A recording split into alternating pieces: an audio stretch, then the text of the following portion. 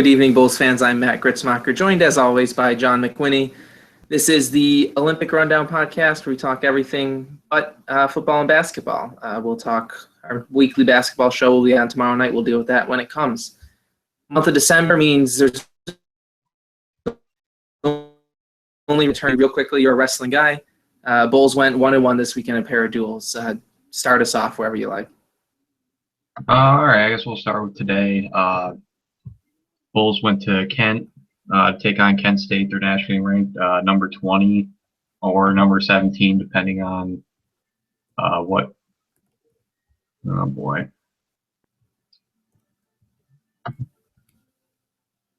Mac, you still hear me? Your video's frozen. I can still hear you. You're moving. Okay. It must have been an internet glitch. Okay. Anyway, I don't know how much anyone heard of what I was saying, but UB went to Kent. Kent is a nationally ranked team, either number 20 or number 17, depending on which site you're looking at. They have several ranked guys in their lineup, including Ian Miller at 157 pounds, who, if you follow the sport of wrestling at all, was robbed in the national semifinals last year by an officiating error. And he is a legitimate national title contender this year.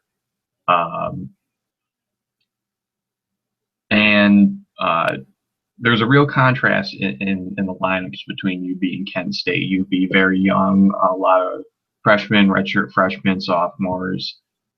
Kent State, well over half of their lineup was fifth-year seniors, and that really showed in a lot of the matches. Not in the matches, but in the last 15 seconds. Yes, in the last 15 seconds. 9 different matches. Yes. Different matches, I suppose, if you take out Miller. It showed when it counted. When the matches were down to the wire, Kent State's experience took over, and that's what won them the matches. Every single match, and which this has actually impressed me a lot. Every single match, UB was within 1 or 2 points or tied with a minute to go, with the exception of one match. That was at 157 pounds with Ian Miller taking on Tim Schaefer. Other than Say that again, John. That every match was within 1 to 2 points or tied, except for 157 pounds. Every other match was UB was either within a couple of points or tied heading in. And all of the decisions ended up within 1 to 2 points. UB didn't lose by more than 2 points in any match to a nationally ranked opponent, which on paper looks really good when you look at it. So, oh wow, they fought really hard, which they did. Everyone wrestled well. It was a good dual meet. The only problem was UB didn't finish any matches. They talk a lot about learning how to win, and this was one of those instances where it was a learning experience on what you do later in the late in matches when it's go time and you need that takedown win. The more experience you have, the better you are at doing that. And a lot of the guys that are freshmen, sophomores, they still won't have that experience yet.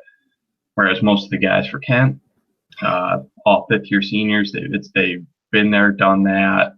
It's same old routine for them. One guy who I'm loath to lump in with this group is Colt Cotton, Colt Cotton won that match, not necessarily by points on the mat, but how I was only able to follow from what you were tweeting. I wasn't able to actually watch the stream, but last year against Columbia, maybe Muhammad McBride got docked a point for throwing his headgear, or got docked a T point after he lost. Yes. We've seen UB in the last 2 years get docked a team point for unsportsmanlike. We've seen somewhere somebody get a headbutting point against. We saw that today in James Benjamin, which we can talk about that if we want. But Colt Cotton today seemed to be on the receiving end of a half dozen blatant rules violations that should have any one of them been unsportsmanlike cautions, and I guess there was one caution for unsportsmanlike, or two. Oh, okay. Well, then that still leaves four more that should have gotten De Palma disqualified.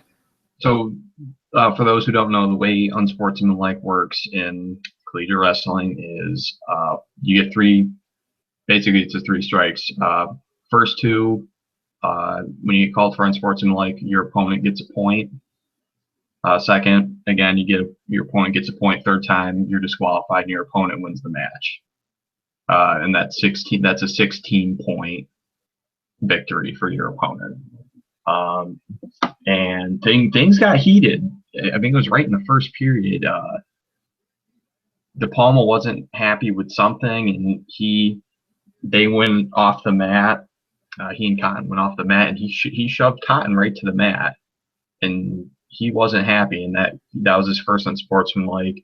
The next one, it was at the end of the period, if I remember correctly. He went after Cotton, and I haven't seen anything like that in quite a while.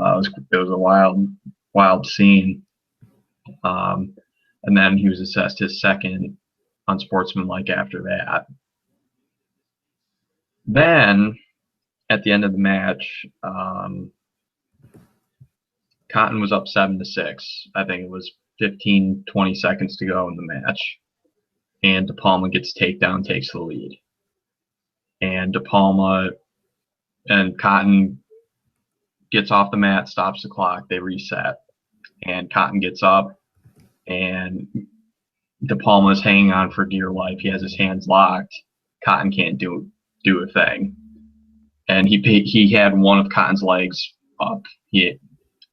As he got him, he had one of Cotton's legs up. Ref blew a whistle at the end, and he just shoved Cotton to the mat, which that should have been, since that was after the match ended, that wouldn't have been a disqualification. That should have been an unsportsmanlike, and Kent should have been docked a team point for that. Not that it would have mattered in the end score. It was still fairly lopsided in the end, but it's more the principle of the thing. That you don't do things like that. It was totally unnecessary and uncalled for. Yeah. Well. Yeah. I mean, and Cotton wrestled a good match. Yeah. I mean, all of UB's guys wrestled good matches, from what I can tell. Other than, even Schaefer to avoid the tech fall against Ian Miller, and then normally we talk about avoiding the major decision. But against someone like Ian Miller, you avoid the tech fall. And yeah, even the Kent State announcer said that he was impressed with the way Schaefer had battled in the second and third periods, where I think you only allowed one takedown. Oh, nice. When you only allow one takedown to a guy that's more or less a takedown machine, he can and is actively trying to, that's what he's going for, is yes. takedowns and tilt points. Yes.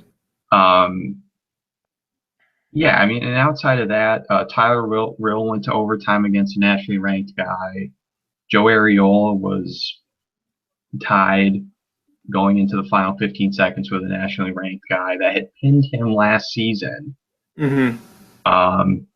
James Benjamin was winning with 8 seconds to go, and he let his guy up. His guy got an escape, went to overtime, and if you don't know, you can get called for headbutting, which it was completely unintentional. If you watched it, it was a really kind of minor thing. But the way Benjamin kind of shot in for, to make his moves, he kind of moved in like this really quick, and he hit his head on his opponent's head. That's headbutting. That's a 1-point call. That's what ended his match. And who else? Kyle Akins and Brian Lantry both going against fifth-year seniors. Akins against Del Venus at 125 pounds. He was down a point going into the final period, and he just couldn't get the takedown. Lantry, I was very impressed with. He took on Mac McGuire. He's a top 10 guy that Kent has. And Lantry kind of dug himself in a hole.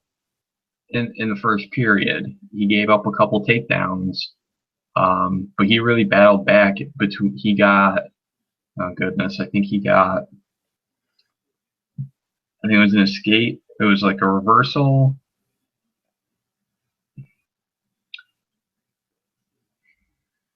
He got a reversal. McGuire stood up. He took him down again, let him up, and he had gotten within 1 point. It was 8-7, but McGuire had the riding time locked up, so Lantry needed another takedown and just wasn't able to get it. Mm-hmm. Same thing with Muhammad McBride. It was really close. It was 1-1, just like Joe Ariolo. Almost the exact same situation. Tied 1-1, less than 30 seconds to go, and McBride gave up the takedown. Same thing with Jake Gunning.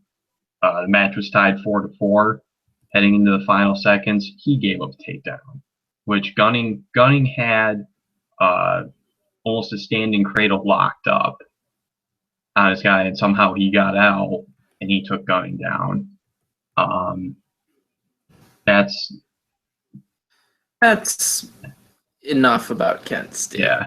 So big takeaways are, it's a bummer that things that things ended up the way they did, but Kent State is a very seasoned, very, very good team, and to be as close as we were with a bunch of freshmen and sophomores against guys that were basically mostly fifth-year seniors, I'm pretty impressed by that. Once our guys figure out how to win those tight matches, we could have nearly shut them out.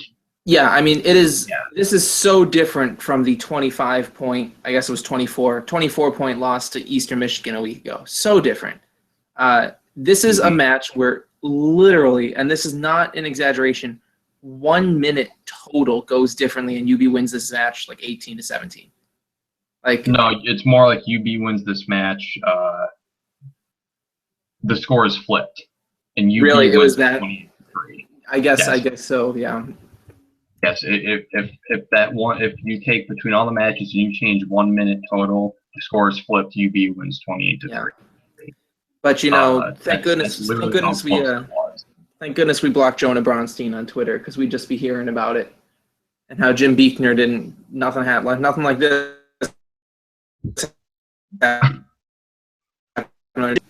70% of these guys would either not be here or be suspended. So yeah. That's a 2-year-old gripe. I shouldn't have brought that up. Yeah.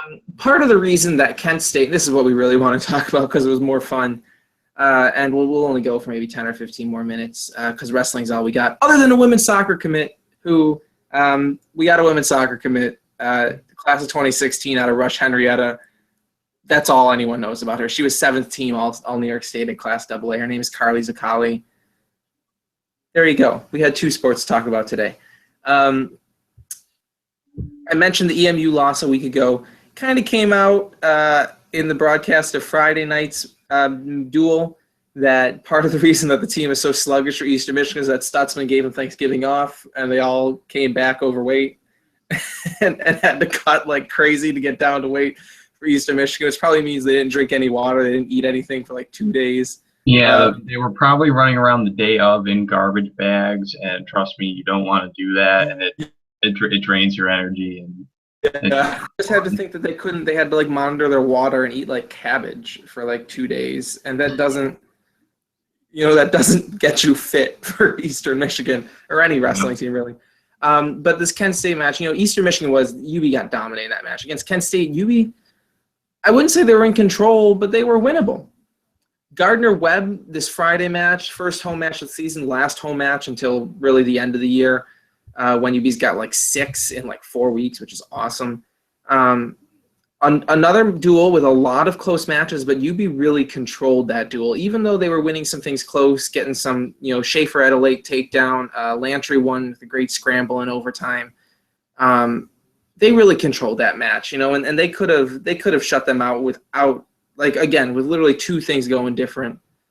Cotton lost in overtime, and Gunning just got caught off guard in the first period at heavyweight. That was a duel where the numbers really represented how much stronger UB was. which is great because UB lost to Gardner Webb by 25 points last year, if I 32-7, right? Last year. Correct. Yep. And this year is 30-6. That's a that's a 49 point swing, which is a big number. Yep. And go ahead. Yeah, like you said, I was there in house, and it was a fun match to watch. It was about as good of a match as I've seen in an alumni arena in my 4 years here at UB. Excuse me. Every single match was thrilling. And I mean that. Even I was watching on a replay, dead tired at 11:30 at night, and every single match was thrilling. Mm-hmm. Yeah, I mean, Kyle Aiken started off with a huge 9-0 major decision where he completely dominated his guy. I think he had almost 4 or 5 minutes of riding time. Then Brian Lantry comes out, and he's facing a fifth-year senior who was 4-0. He was undefeated going into the match. He beats him in overtime off of a great scramble, which we pulled a few GIFs from the video, and I'll be doing a film study piece, so keep an eye out for that. Once finals are over, I'll get around to that. Then Brandon Lappy, he had a huge major decision, just like Kyle Aikens, and I think he racked up over 5 minutes of riding time too.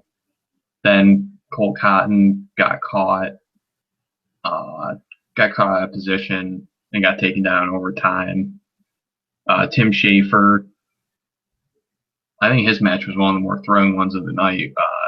He got a takedown literally on the buzzer to win the match. It was tied 1-1, and he got the takedown with literally no time left. Like ref called the takedown as soon as the buzzer hit. Then Tyler Rill, which this was the first time I'd seen him wrestle in person. He pinned a guy who was a former national qualifier for Gardner Webb, which that guy looked dead. Like somebody had I mean, great for Rill. He wrestled wonderfully, but Trot. He looked dead. He looked completely worthless until the last couple minutes, and once he got aggressive, that's when Rill was able to turn it from a. I think Rill had a 7-4 lead at the time of the pin. Yeah, and he was giving up back points. And he had given up back points, and the ref was counting out more. And Tyler just kind of rolled over a little bit, and I'm not sure that he had the pin for 2 seconds, but the ref called it. So the ref called it.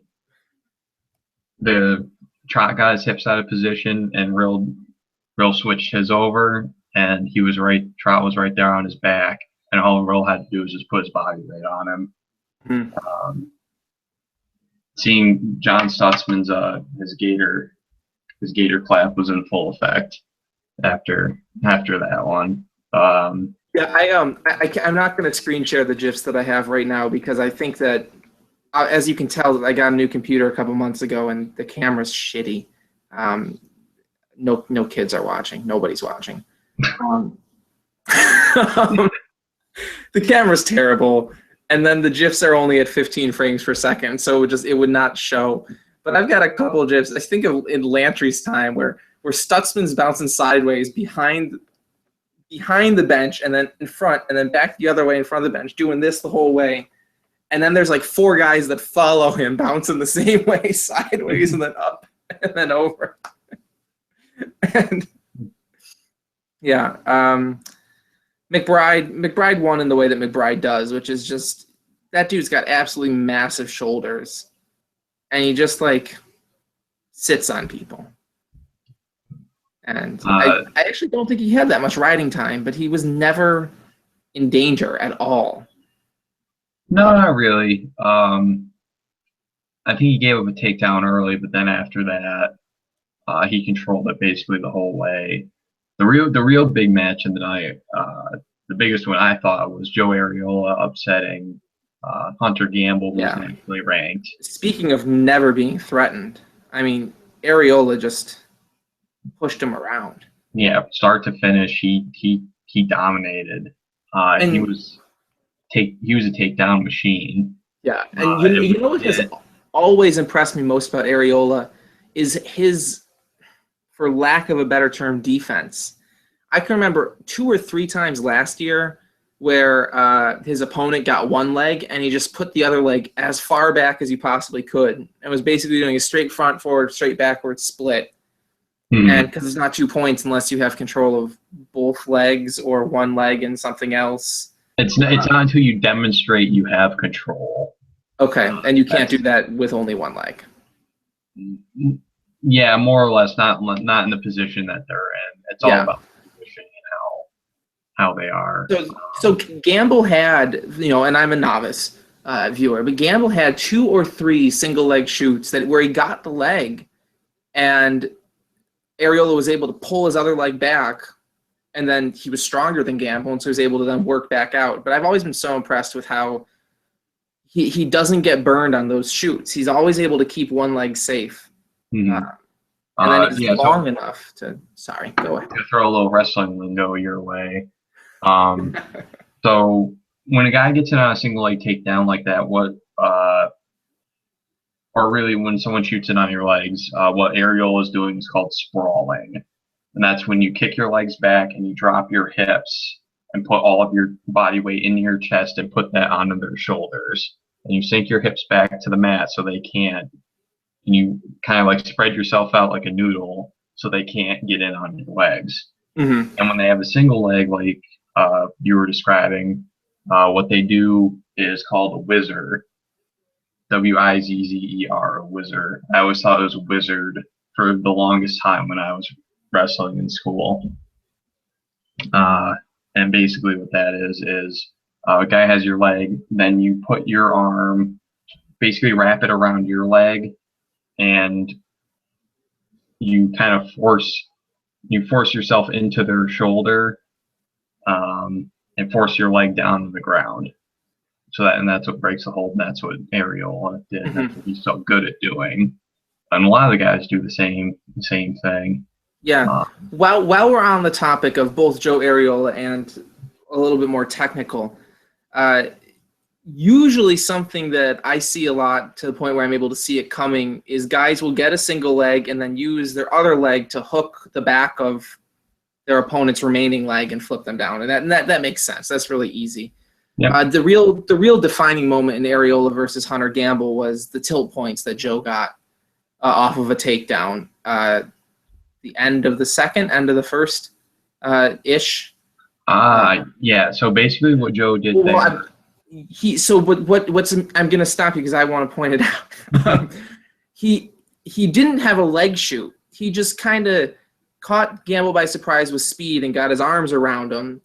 But then what he did is he still got that leg in for the trip, but instead of going around the back, he kind of put his leg right through the middle and then twisted outwards. Like he went between Gamble's legs and then jutted to the right instead of coming around the back and just pushing him over his ankle. And I don't think I've ever seen that before. And it worked, so I'm happy about it. Yeah, so what he did is called, quite simply, is a bear hug. Oh. That's where you get double underhooks underneath the guy's arms. You wrap tight and squeeze and then drive into him.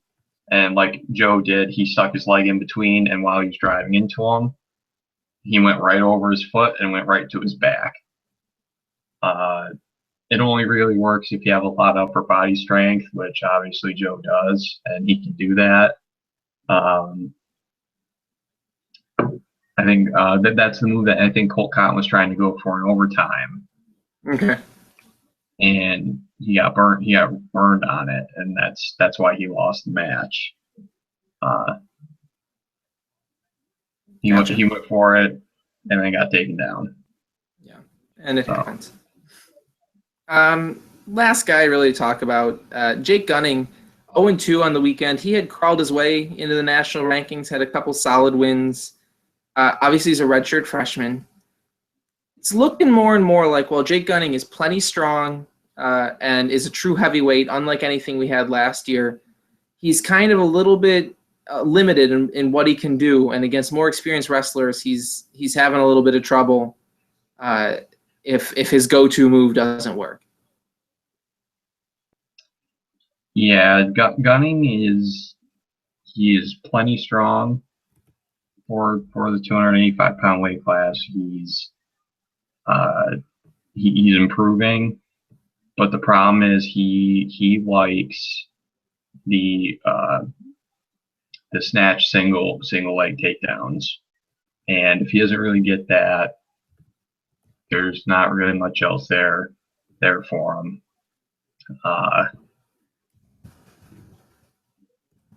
It's tough because he's still young, doesn't have a full kind of repertoire of moves to go to yet, and that's obviously his favorite one. But I think it's just something that comes with time and experience. And really, even though his match against Gardner-Webb turned out 12-6, it was not really as lopsided as it seems. He tried to go for a hip toss early in the match, and those are very dangerous. You don't really see him that often at the collegiate level.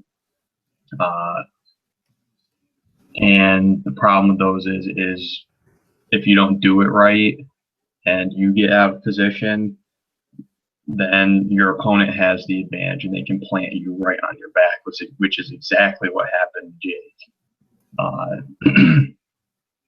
He went for it, and as he was moving his hips, his opponent backed his up and tossed him right to the mat, went right on his back. And I think he got 4 back. He had 2 takedown plus 4 back points from that. So it was a 6-point swing. It went from 0-0 to 6-0 like that. That's the match. Once you got a 6-point lead, maybe you keep trying for the major.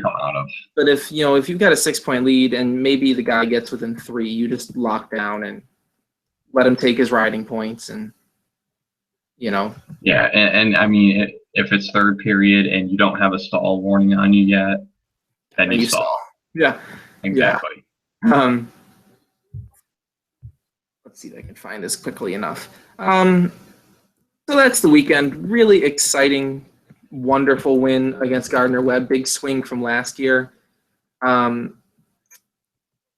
lost to Kent State, not because people didn't wrestle well, but because they didn't win. Looking ahead, UB's got 2 duels again next weekend, both on the same day on Saturday versus Clarion and Appalachian State. UB, I believe, beat Appalachian State in their opening weekend last year. I'll get to them in a second. Clarion looks like they have 2 ranked wrestlers. One is number 23 ranked guy, a freshman at 141. So that'll be Brandon Lappy or Jason Estevez. I would bet Lappy right now, given his week. And they've also got the 24th ranked wrestler at 165. So that'll be real fun for Tyler Rill. This is by Wrestling Report, which John seems to be what you use, so it's what I. Yeah, I believe Appalachian State has the number 30 guy at 165. They've got a number of guys. They've got a guy for McBride at 23 at 174. They've got a guy at 32 for Lappy or Estevez. And they've got number 9 for Gunning. Well, so we'll have the match won by then. As long as Gunning doesn't get pinned, we'll have the match won by then. Bold prediction right there. Yeah, I really got bold prediction. I think both of these matches are very winnable. It's not that it's winnable; it's that we'll have it wrapped up before we get to Gunning. Yes. No, I expect to win both matches. I think that Appalachian State's the harder match. It's a little bummer that we're going against Clarion first. Yeah, but it is what it is. I mean, heading into the new year, if you were to tell me that UB would be going into the new year that's sitting at 7-3, I would be absolutely ecstatic. Yeah, because that would basically mean you would not have assumed a win over one of Maryland or West Virginia, and they were within 1 match of West Virginia. So. Yeah, so I mean, all in all, we're doing well. good so far, but there's still a lot of progress to be made. Yeah, I'm of the mind that kind of like swimming and track and field, just get us to the MAC championships. And for now, like this team is not going to win the MAC championships this year. Probably not next year, but maybe.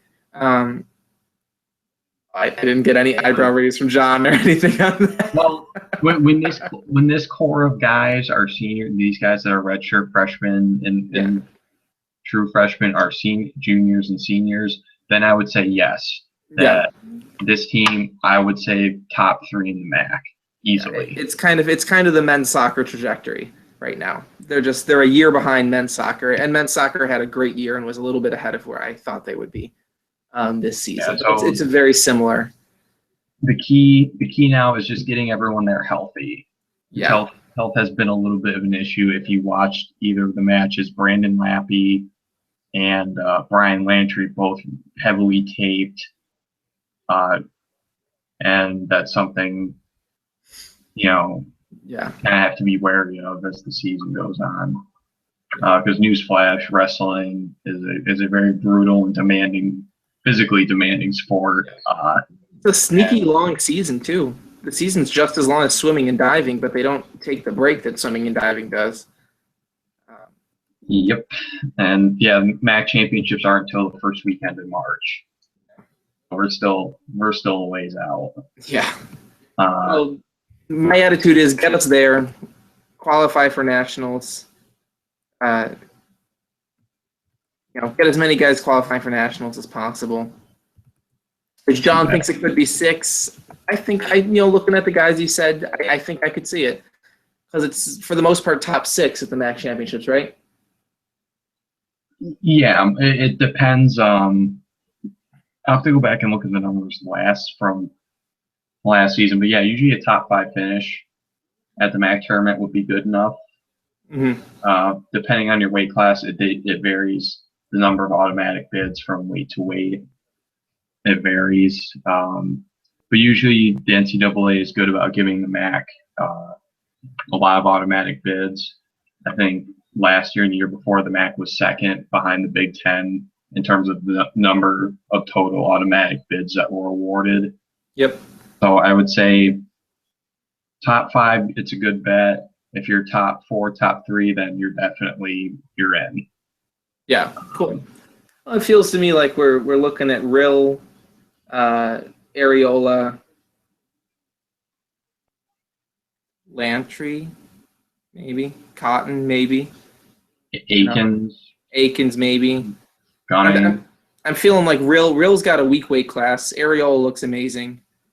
You're real high on Benjamin. I kind of see it. I kind of don't with Benjamin. If he keeps winning, there's something to it. He gets a lot of takedowns, which is nice.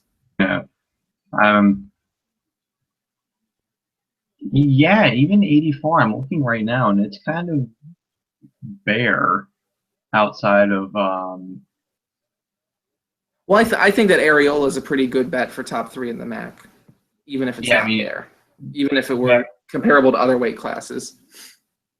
Yeah, they have Old Dominion, who's part of the MAC, has a guy named Jack Deckow, who's number 4. And he's an absolute buzzsaw. But outside of him, and obviously probably the guy from Missouri, there doesn't look to be much competition as far as the MAC goes. Good. And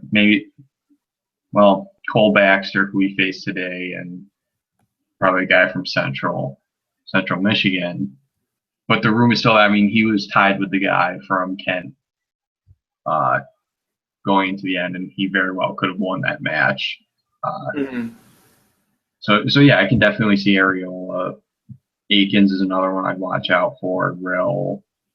Cotton's weight class is very difficult. I know, but he can get so hot. Yeah, if he gets hot in the tournament and starts winning, then look out. Yeah. We have 2.5 months to keep talking about that. Next Sunday we'll be back. Probably another half an hour show. We'll have 2 duels to talk about once again. As we said, Clarion and Appalachian State. And by that point, we'll be able to preview Midlands. Actually, we'll hold that off for the next week because otherwise we don't have a reason to hold a show on the 27th. But like I just realized just now, wrestling season just as long as swimming and diving has more going on. As far as we know, none of the redshirting guys, none of the guys competed in any opens this past weekend. At least UB Wrestling didn't tweet about it, and they've been pretty good about that. Everyone competing in opens is redshirting as long as they don't compete in a dual or a tournament or an A-level tournament, whatever we want to call it, regardless of what the student newspaper tells you. Adrian Ferrari is redshirting. He's not redshirting. Another gripe that maybe I shouldn't bring up on the show. Next week, we will still, barring some commitments or something, have only wrestling to talk about. We'll be on. We'll talk Clarion and Appalachian State. For John McWhinney, I'm Matt Gritzmacher. This has been the Olympic Rundown from B-Bull Run. We're getting through December. Once January hits, we'll have a heck of a lot more to talk about very quickly. Have a good week. Thanks for joining.